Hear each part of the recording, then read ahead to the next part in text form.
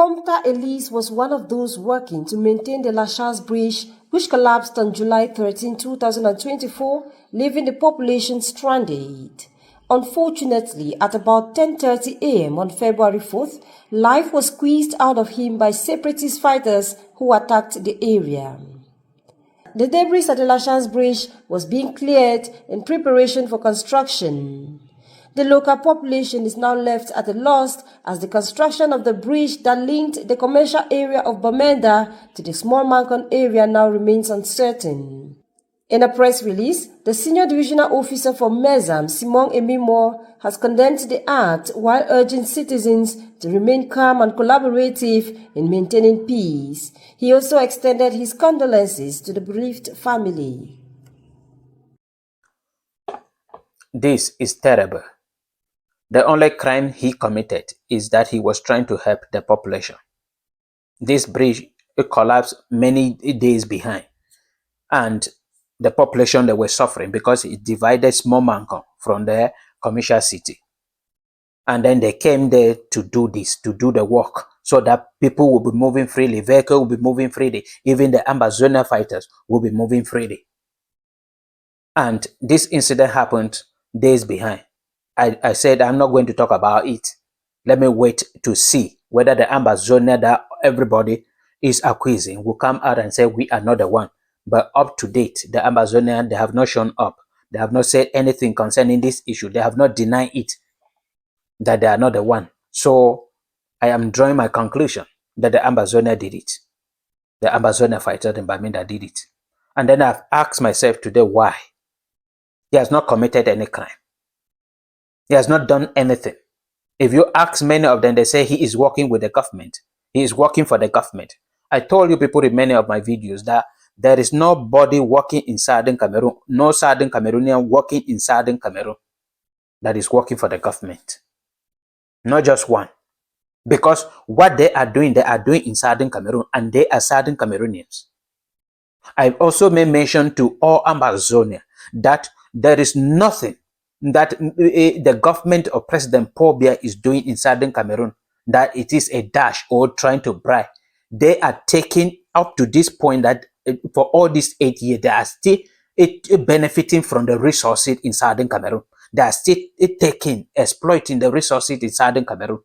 And if you do not allow them to return back with part of the money to construct roads, build schools, hospitals, they will go back with the money and they will never give it to you.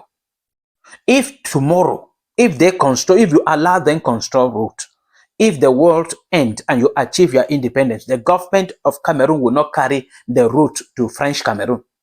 If they construct hospitals, schools, and many other infrastructure, they will not carry it after you will gain your independence to French Cameroon. And if you ask them not to do it, they should, but you will not stop them from exploiting the resources in Southern Cameroon. They will keep the money in French Cameroon. And when you achieve your independence, they will not take the money and hand it over to you. No, they will still keep it. So you will benefit nothing. Why not allow them to do what they were doing? They have to do, because it is our right. But you can give them the condition that they have to use only Southern Cameroonians. And that this will benefit many people. Many people have been pushed below poverty line. And the only way to take them up is for you people to fight with some kind of wisdom. That is why I look at today, I say, it is only this kind of attitude that forced the international community to push themselves away from Ambazonia. At the beginning, many international community were calling the government of President Paul Biya, pressurizing the government. That is why he called for the meeting in 2019 called the Major National Dialogue, because of the pressure that was coming from the international community. But at this point, the government already understood that they themselves, they were committing using some kind of wrong strategy in Southern Cameroon, though they hold on to the military solution. And then they started changing their strategy.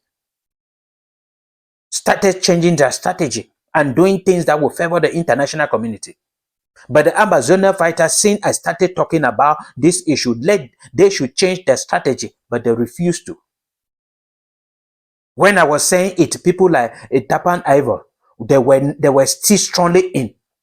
We must fight, we must fight. Eric Tacto, Capo Daniel.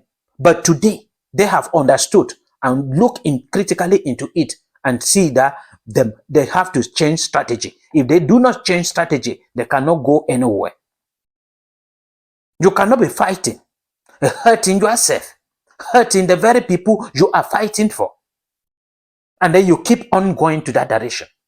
I keep on saying this, and you should go and investigate. There is no country or any group of people fighting for their independence that do not focus on the international community. But with the Ambazonia, they say the international community has failed. They don't care, they care less about it. There is no one. Look at Taiwan. Taiwan is a country that is not recognized. They are still fighting for their independence. But that is a developed country, just because they are recognized by the United States of America. You need just one country or one international community to support or recognize you, and things will go well with you. You'll be operating just like a country, though not recognized by the United Nations, but you will be operating just like a nation. I'm talking example here in Cyprus. We have two Cyprus. We have the North Cyprus and the South Cyprus. The North Cyprus is not recognized by anybody except Turkey, but they are operating as a country. They have their president, they have their National Assembly, they are not fighting anybody. They have their airport, they are doing their businesses with Turkey, and they are operating very well. I am asking the Amazonia, why is it that for 8 years today, not just one country or one organization or one community, international community, is recognized the Amazonia? Why? Because of the wrong strategy that you are putting in place. The government can discover this very fast, 2019, and then they withdraw. They ask the military, stop snapping, stop doing things and putting on social media, stop asking children from do not expose any evidence to anybody. But while you are in Southern Cameroon, take evidence. See, take things that Ambazonia are doing that are against the international community, and then we will use it against them, and they use it perfectly against the Ambazonia. And today, all international community cannot stand with the Amazonia because of that wrong strategy. I am calling on you people that if truly you people are fighting for the liberation of the people of Southern Cameroon, just the way we are fighting for, then you have to change your strategy. Stop punishing your own. That is the message I am giving. There are many Amazonia groups in the villages that they are doing perfectly well. They do not punish the common people.